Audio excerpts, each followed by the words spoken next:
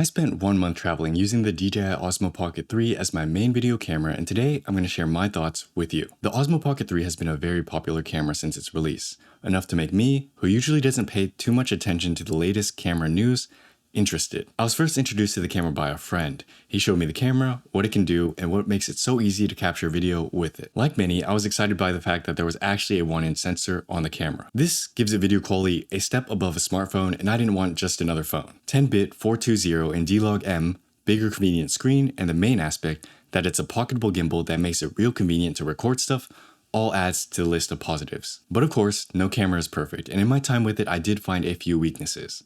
Let's get started. The big trip to Japan. Some of you may know, but recently I spent a whole month exploring Japan. This was a trip I'd been planning for a long time, and I wanted to make sure I got the gear right. Part of this was for photography purposes, others was more philosophical. I wanted to get out in the world, break my routines, and live a different experience just for a little bit. But a lot of it was also just to eat good food, drink a lot of coffee, and buy random stuff. Responsible, I know. And while I was there, I wanted something to record me doing stuff, but not interfering too much with my trip, me enjoying the moment, or making general commutes harder than they needed to be. That's why, although I have other cameras like the Fujifilm X-T4, they didn't quite fit what I needed. The video capabilities are great, but I didn't want to whip out a tripod every time I wanted to record myself, or slow down my walking when I wanted more stable, handheld shots. The purpose of this trip was to travel, not to make a cinematic masterpiece. And photography, of course, but that slows me down less than videography. Therefore, I needed something small, easy to use that I could set up in restaurants while I ate or hold by my waist while I walked. You could probably still tell I was a tourist, but I wanted to look as least touristy as possible. You know, not slowing down traffic and getting in the way of other people just for my little shot. So I got the Pocket 3, it seemed to fit the bill of what I wanted. Let's talk about its strengths. Strengths. My experience with this camera has been mixed, but we'll talk about the strengths first. The most obvious strengths are it's light, small, and easy to use. If you want to just whip the camera out and start recording while you're on the go, that's super simple. It fits into most pockets, so bringing it around shouldn't be that much of a problem. Jean pockets can be kind of tough though. As for recording, it's just pull out, rotate the screen, press record. The gimbal stabilizes and you can have the setting automatically level horizons or default to the last setting. Similarly, if you want to record yourself eating, which is most of what I did, it's not as obnoxious as pulling out a bigger camera or even a little tripod for your phone. Really, it's just this little thing which blends in with your water cup and does what it needs to do. You might not get the most cinematic food shots, but I didn't really care about that anyways. The camera also has a pretty good selfie mode. Whether you're recording yourself walking, vlogging, or you just want to take pictures of yourself in different places, I prefer this over a smartphone. This is because the joystick makes it easy to adjust framing to get the right shot. Plus, any little hand wobbles won't change the perspective or ruin the shot because it's a gimbal. And with this camera, I took way more selfies than I intended to. I'm not really a selfie person, but I did want some shots of myself in Japan, at least to prove my existence. So I did.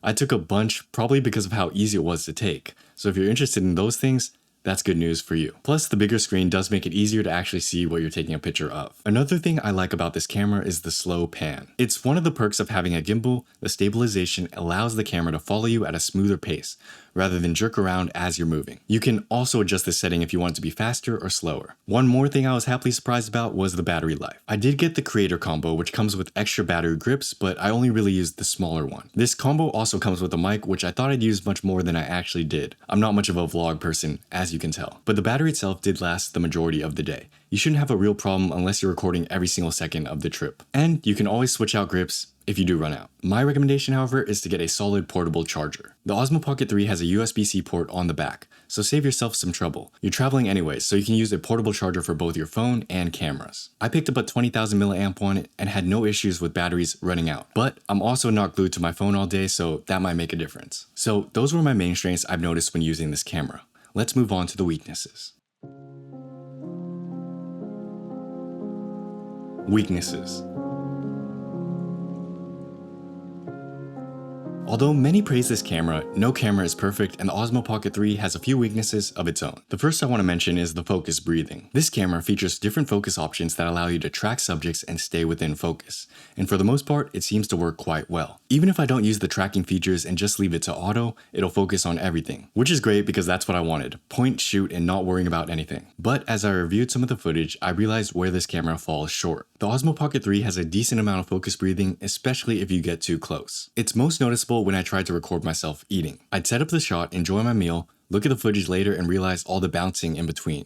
And the focus breathing is much more apparent on a computer than reviewing it in camera. It sucks because oftentimes you won't have enough room or space to set up the camera properly to get that kind of perfect shot. Especially in Japan, if you've ever been, things are much more compact. Now, there are some workarounds. You can try to space things out a bit more, move further away from the camera, etc. But each of these tactics only help so much and you're not often worrying about this stuff while you're out there. Now, an aspect that plays a key role into this weakness is the focal length. I believe the Osmo Pocket 3 has a 20mm equivalent focal length, which is decent. Whether it's good or bad depends on your use case scenario, but for recording most stuff out there, it should be fine. When recording myself, however, I found it to be a little too tight for my preferences. DJI does provide a little 0.75 filter to help account for this. And it did make things easier when recording myself out and about or just eating. The issue was, it doesn't hang on well. It's one of those magnetic filters that hangs onto the front of the lens and doesn't tuck in when you turn the camera off. I lost mine, which is why I can't show you any examples. The cover that comes with the Osmo Pocket 3 is supposed to have a slot for the filter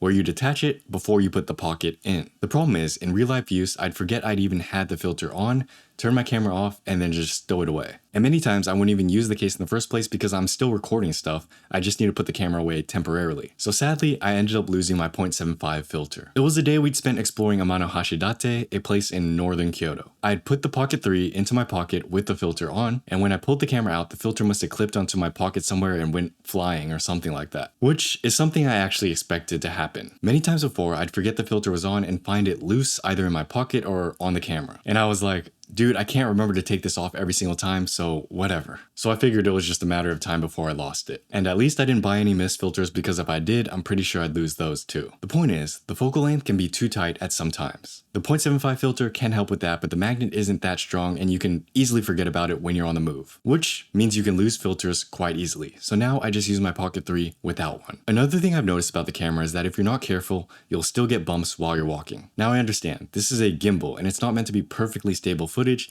and I don't expect it to be. But more than I expected, I'd have up and down bounces within my footage from just my normal walking.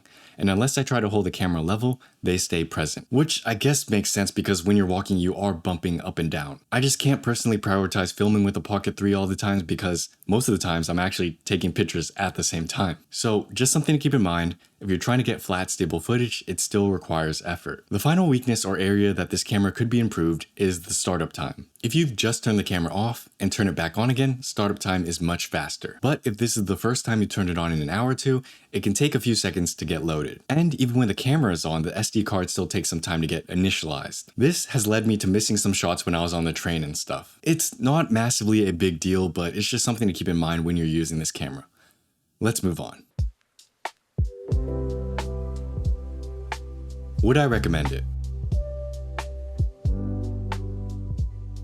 Taking into consideration my use case scenario, my experiences, and the strengths and weaknesses of this camera, would I recommend it? If your use case scenario matches mine, aka you just need something to point, shoot, and record, then yes, the Pocket 3 is pretty worth it, especially for travel. If you're planning to use it for more cinematography and might need varying focal lengths or a quicker way to frame shots, it might be a decent B camera. But after taking into consideration what it does, what it's meant for, and how it's performed, I can sort of understand the hype behind it. I remember looking at the first Osmo Pocket back when it came out, and it's crazy to see how far things have come. Recording things in this type of portability with this kind of quality and this kind of ease is really, really cool. Did I mention it has a 1-inch sensor? Anyways, I like the camera. I'll update you guys more in the future as I continue to use it. I hope you found this helpful. If you'd like to help support my future trips, you can do so in the website link down below. Or you could support me by checking out my latest photography zine, The Sinking Sun. And if you don't care about any of that stuff and just want to build a solid foundation in photography, check out Photography Essentials. It's free. Thank you to everyone who signed up so far. I hope you're finding it useful. Have a great day. Thanks for watching. Bye.